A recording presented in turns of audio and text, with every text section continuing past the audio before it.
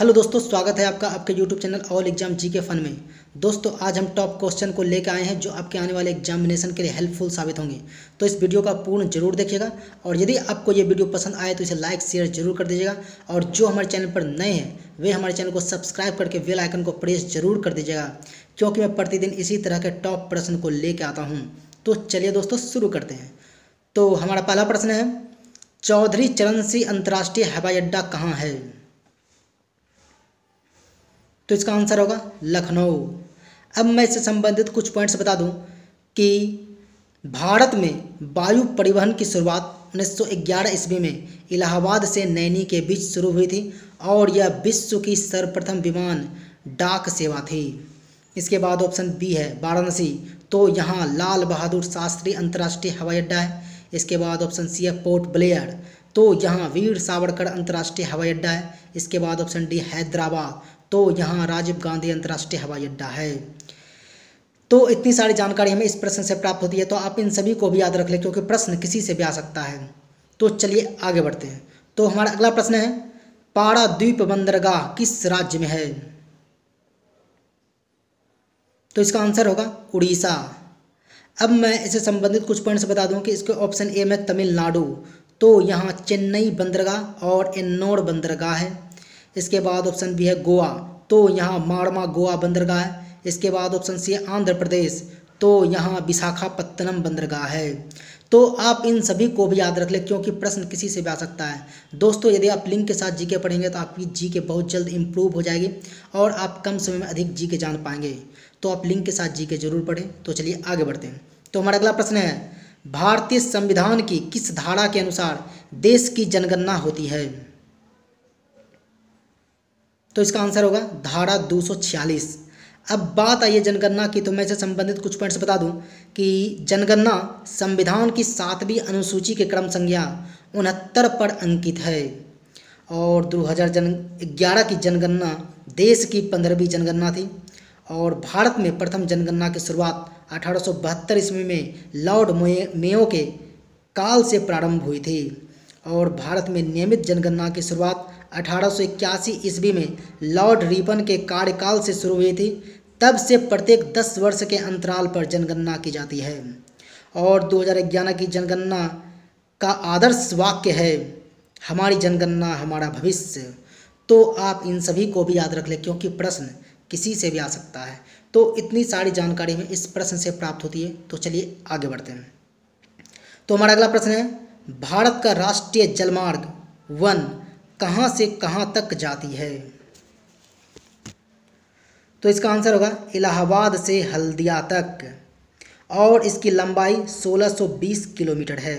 इसके बाद option B है सादिया से धुबरी, तो ये राष्ट्रीय जलमार्ग 2 है और इसकी लंबाई 891 किलोमीटर है। इसके बाद ऑप्शन सी है कोल्लम से कोट्टापुरम, तो ये राष्ट्रीय जलमार्ग 3 है और इसकी लंबाई 205 किलोमीटर है। इसके बाद ऑप्शन डी है काकीनाडा से मरक्कानम तक, तो ये राष्ट्रीय जलमार्ग 4 है और इसकी लंबाई 1095 किलोमीटर है।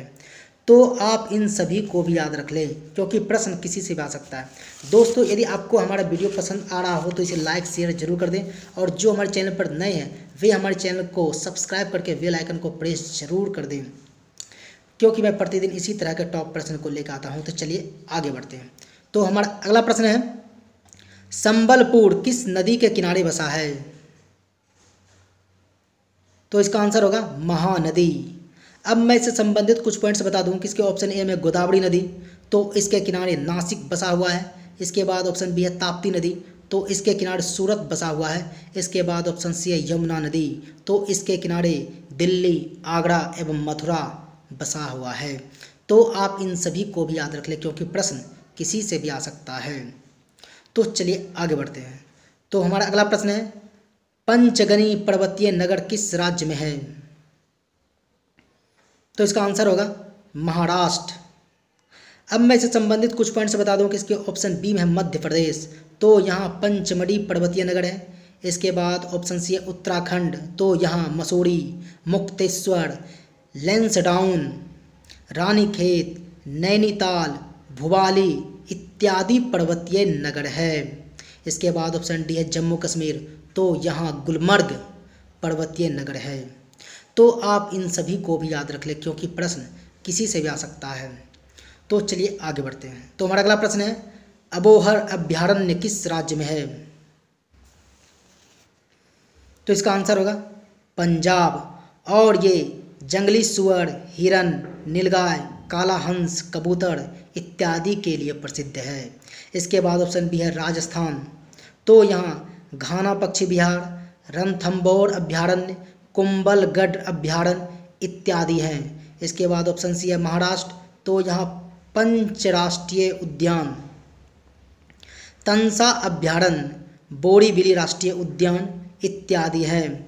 इसके बाद ऑप्शन डी है कर्नाटक, तो यहाँ बांदीपुर राष्ट्रीय उद्यान, भद्रा अभयारण्य, सोमेश्वर अभयारण्य, तुंगभद्रा अभयारण्य इत्यादि हैं। तो आप इन सभी को भी याद रख लें। दोस्तों यदि आपको हमारा वीडियो पसंद आ रहा हो तो इसे लाइक शेयर जरूर कर दें, क्योंकि आप लाइक शेयर करते हैं तो हमें मोटिवेशन मिलता है और इससे मैं आपके लिए अच्छे प्रश्न को लेकर आता हूँ। तो चलिए आगे बढ़ते हैं। तो हमारा अगला प्रश्न है साल्ट सिटी के उपनाम से किस शहर को जाना जाता है? तो इसका आंसर होगा गुजरात।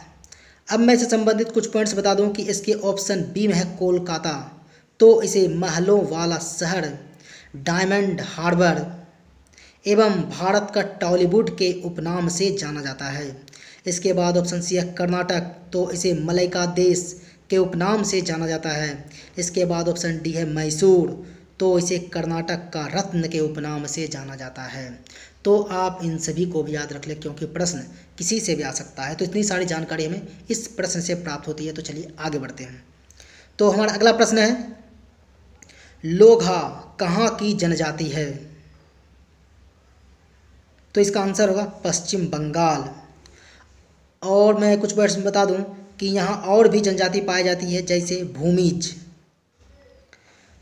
इसके बाद ऑप्शन बी है झारखंड, तो यहाँ संथाल, मुंडा, हो, ओराव, बिरहोर, कोरबा, असुर, भुइया इत्यादि जनजाति पाई जाती है।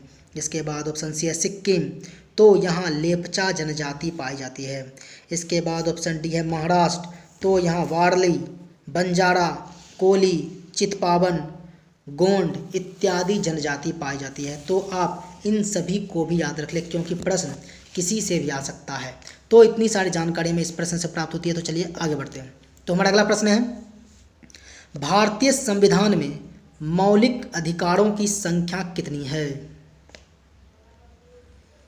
तो इसका आंसर होगा 6। अब मैं जितने सारे मौलिक अधिकार हैं मैं उसे बता देता हूं, जैसे समता या समानता का अधिकार जिसका अनुच्छेद 14 से 18 में वर्णित है। इसके बाद है स्वतंत्रता का अधिकार जिसका वर्णन अनुच्छेद 19 से 22 में है। इसके बाद है शोषण के विरुद्ध अधिकार जिसका वर्णन अनुच्छेद 23 से 24 में है। इसके बाद है धार्मिक स्वतंत्रता का अधिकार जिसका वर्णन अनुच्छेद 25 से 28 में है। इसके बाद संस्कृति और शिक्षा संबंधित अधिकार जिसका वर्णन अनुच्छेद 29 से 30 में है। इसके बाद है संवैधानिक उपचारों का अधिकार जिसका वर्णन अनुच्छेद 32 में है। अब मैं मौलिक अधिकार से संबंधित कुछ पॉइंट्स बता दूं कि मौलिक अधिकार संयुक्त राज्य अमेरिका के संविधान से लिया गया है और इसका वर्णन भाग 3 में अनुच्छेद 12 से 35 के बीच है। और मैं बता दूं कि संविधान के भाग 3 को भारत का अधिकार पत्र मैग्ना कार्टा के नाम से जाना जाता है। और मैं बता दूं कि भारतीय संविधान में मौलिक अधिकारों की संख्या पहले 7 थी, लेकिन 44वें संविधान संशोधन के द्वारा संपत्ति के अधिकार को मौलिक अधिकार से हटाकर संविधान के अनुच्छेद 300 का ए के अंतर्गत कानूनी अधिकार के रूप में रखा गया है। तो आप इन सभी को भी याद रख लें क्योंकि प्रश्न किसी से भी आ सकता है। तो इतनी सारी जानकारी हमें इस प्रश्न से प्राप्त होती है। दोस्तों यदि आप लिंक के साथ जीके पढ़ेंगे तो आपकी जीके बहुत जल्द इम्प्रूव हो जाएगी और आप कम समय में अधिक जीके जान पाएंगे। तो आप लिंक के साथ जीके जरूर पढ़ें। तो दोस्तों आज हम इतनी सारे प्रश्नों के विषय में जानकारी प्राप्त किए हैं। तो दोस्तों यदि आपको हमारा वीडियो पसंद आया हो तो इसे लाइक शेयर जरूर कर दें और जो हमारे चैनल पर नए हैं वे हमारे चैनल को सब्सक्राइब जरूर कर लें क्योंकि मैं प्रतिदिन इसी तरह के टॉप प्रश्न को लेके आता हूं। तो दोस्तों इस वीडियो में फ़िलहाल इतना ही, मिलते हैं अगले वीडियो में, तब तक के लिए गुड बाय, आपका दिन शुभ हो।